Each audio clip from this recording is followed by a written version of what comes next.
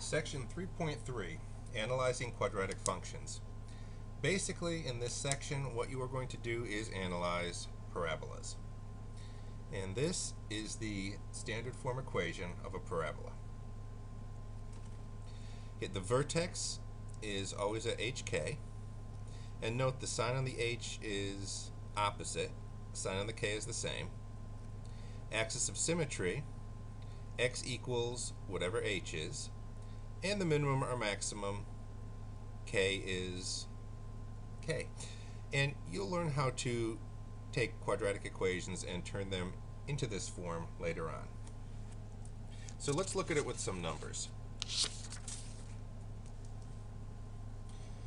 Okay, there is a parabola in standard form. And I forgot to mention previously, this a out in front, all you have to worry about is whether it's positive or negative. If it's positive, the parabola opens upward. If it's negative, the parabola opens downward.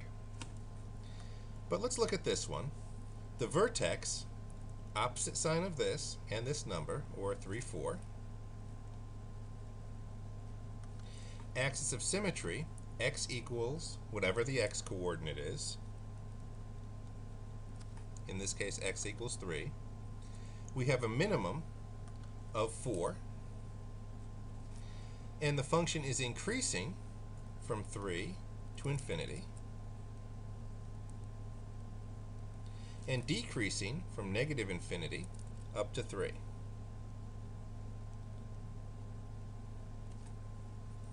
Again, on increasing or decreasing, every bracket is open. And we have analyzed our first parabola. So now let's try and take a standard quadratic equation and get it in standard form. What we're going to do is use something called completing the square. And what we're going to do for that is we're going to isolate the x terms. Then what we're going to do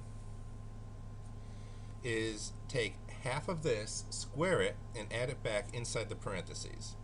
So we're going to take 2, divide it by 2, square it, and add it back in there.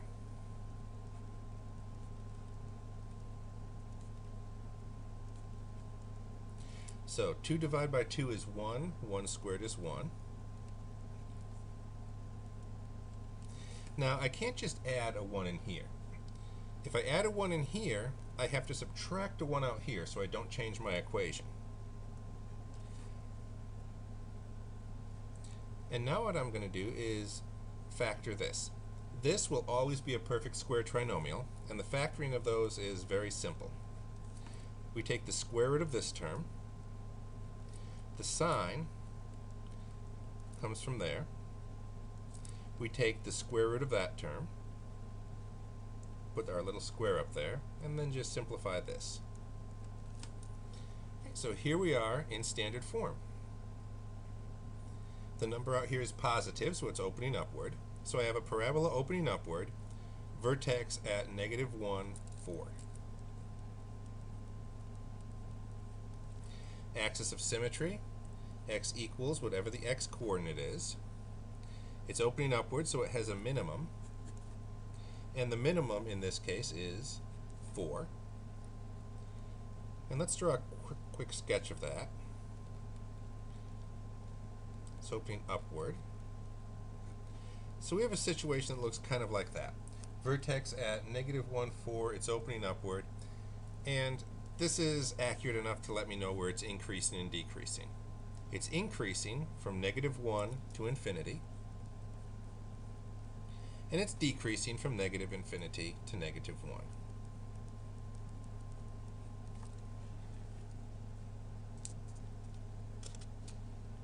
Let's try another one. Alright, we want to complete the square on this one to get it in standard form, but we have a slight problem. After this step, we can't do the completing the square trick if I have a coefficient other than 1 in front of the square term. So what I'm going to do is divide that 2 out.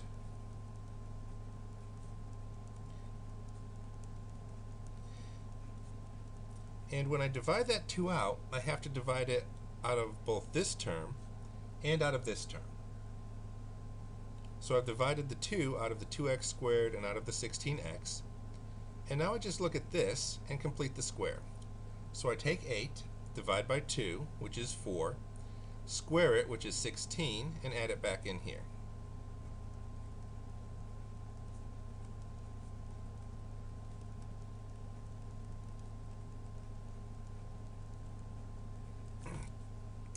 And on this type of problem, you're going to have to watch out because it looks like we added a 16 here, but we really didn't.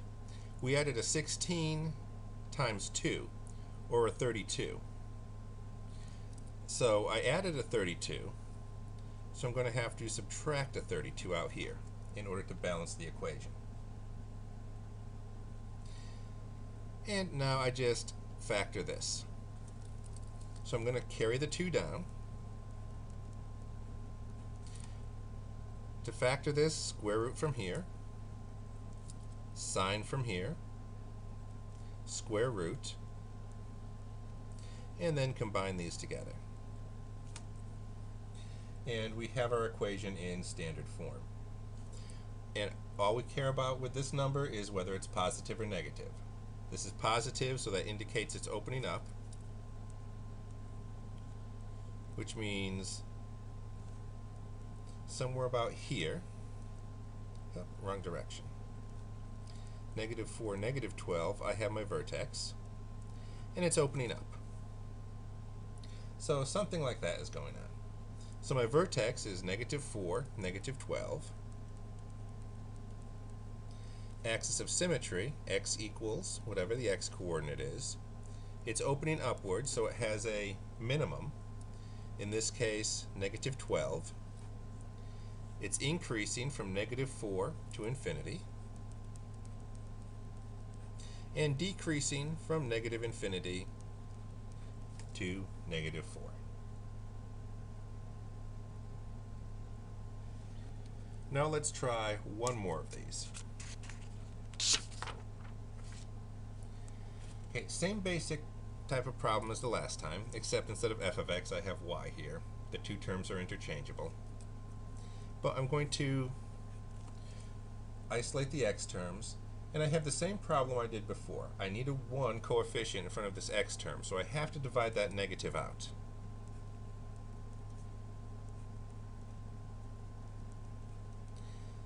And when I divide that negative out, I have to divide the negative not only out of this term, but also out of this term. And it in effect changes both these signs. So now I go ahead and complete the square on what's in parentheses. So 6 divided by 2 is 3. 3 squared is 9. So I'm going to add a 9 in here.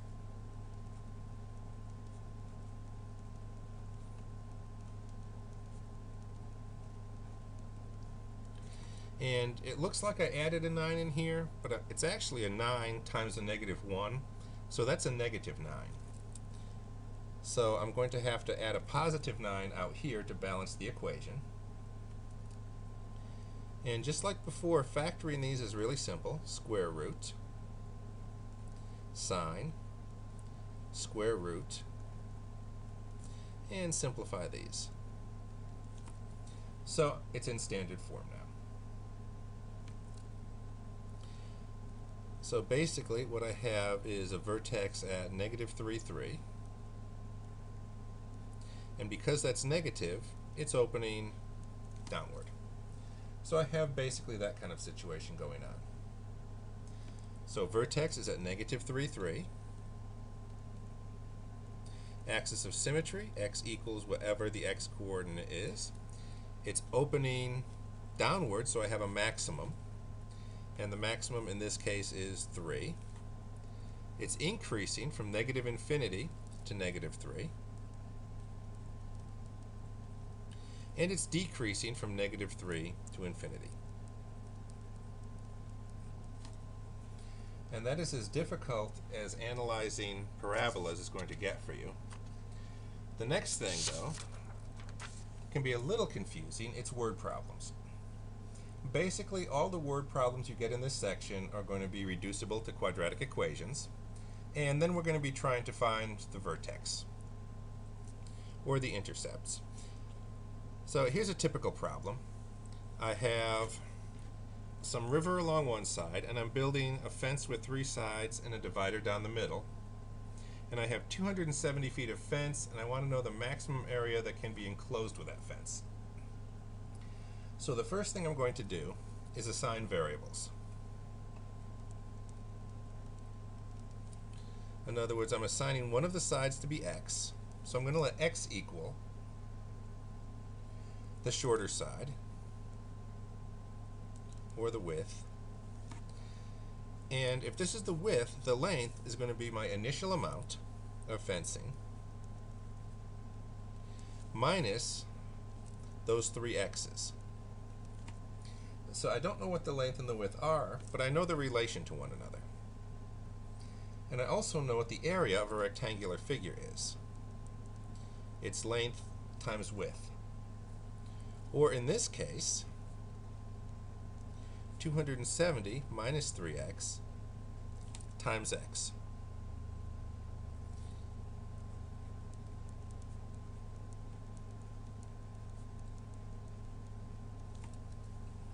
So the area is 270x minus x squared, and I want to maximize that. Whenever you have a quadratic equation and the word either maximize or minimize, the first thing you want to think of is negative b over 2a. In this case, our b is 270, our a is negative 1, sorry, negative 3,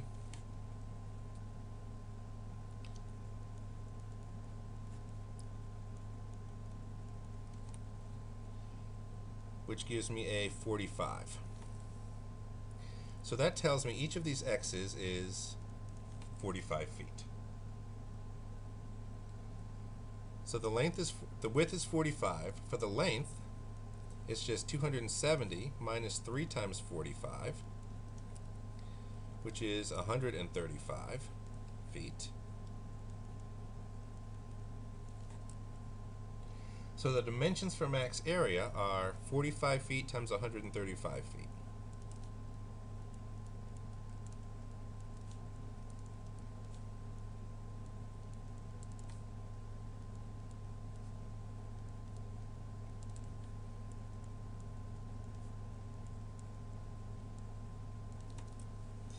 Now, to find the maximum area, you have 2 choices.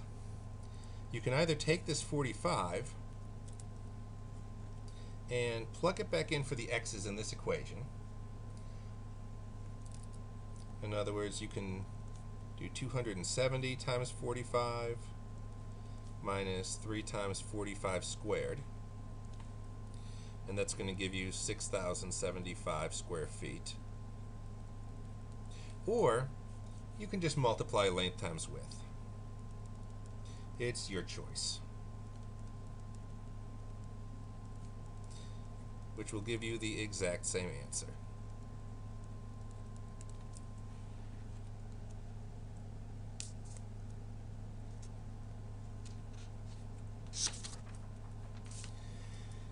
And here's another quadratic equation problem. We have the height of a model rocket modeled by this given height equation, and we want the time to max height, and we want, well, we don't want 2 of them, we just want the max height. So what's happening here is our model rocket is launching. It's following a parabolic arc,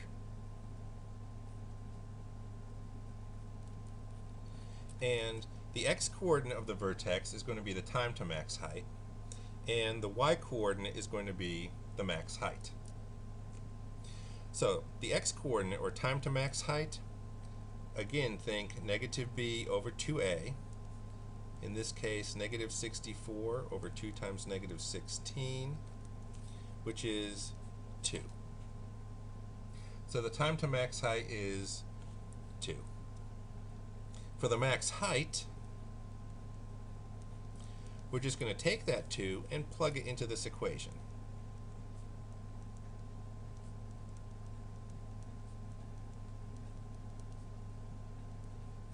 Plug that into your calculator, and get your answer.